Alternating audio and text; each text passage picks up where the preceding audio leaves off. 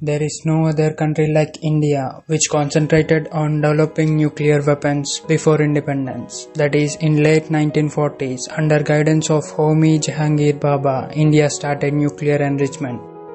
India conducted a series of nuclear tests in May 1998, demonstrating its capacity to use nuclear energy for military purposes.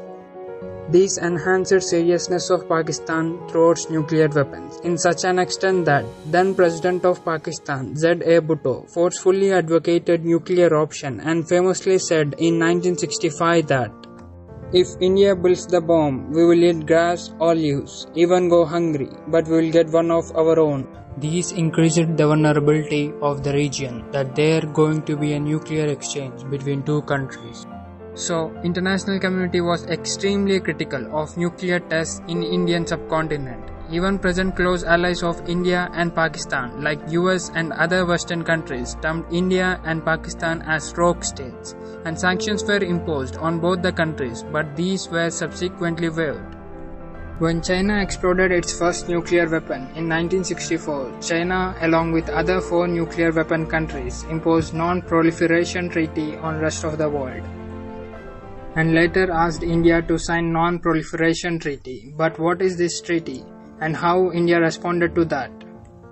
India always considered Non-Proliferation Treaty as discriminatory, as they were selectively applicable to non-nuclear powers and legitimized the monopoly of 5 nuclear weapon countries over rest of the world. That is, countries who signed this treaty except US, Russia, France, China, UK. Rest of whole world shouldn't have or develop any nuclear weapon, and they also restricted rest of the world to only use nuclear technology to generate power. So not only India, other countries like Israel, South Sudan, Pakistan and North Korea were also countries who are not part of Non-Proliferation Treaty.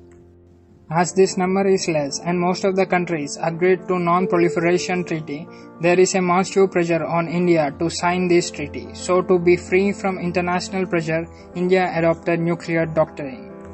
But what is nuclear doctrine? It's nothing but how a nuclear weapon country uses its nuclear weapons on other countries both at the time of peace and war. But what all this nuclear doctrine is about? The basic principle of India's nuclear doctrine is no first use policy. According to this policy, nuclear weapons will only be used in retaliation against a nuclear attack on Indian territory or on Indian forts. Experts believe that India's nuclear doctrine was much wider than that of the nuclear doctrine of China. That is, if there is any chemical or biological attack against India or Indian security forces anywhere on it, then India keeps an option to retaliate with nuclear weapons, whereas China can only use its nuclear weapons when there is a nuclear attack on it. Along with that, India follows credible minimum deterrence, which means India has capacity to sustain from nuclear attack and can retaliate back soon. And this retaliation will be massive and causes much more damage to its enemy. The main purpose behind heavy retaliation is to stop its enemy in the first instance to attack India with a nuclear weapon.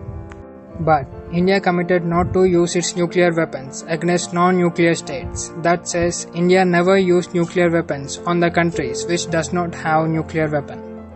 And India has continued commitment to the goal of nuclear weapon-free world. And there is a notion involved that only few countries should have nuclear weapons with them. This is to ensure pro-terror countries or incapable states to use nuclear weapons.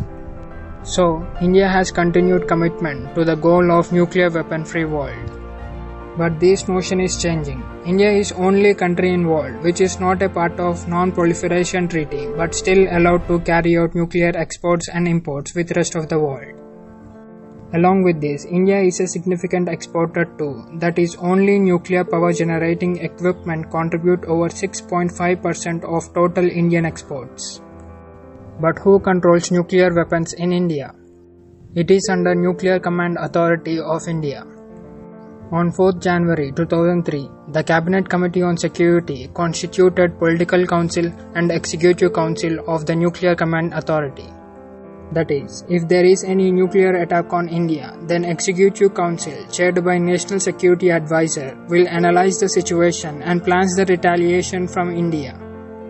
by including the crucial objectives like when, where, how the retaliation should be. and gives its opinion to political council, which is chaired by Prime Minister of India, and here the final decision of Prime Minister is executed.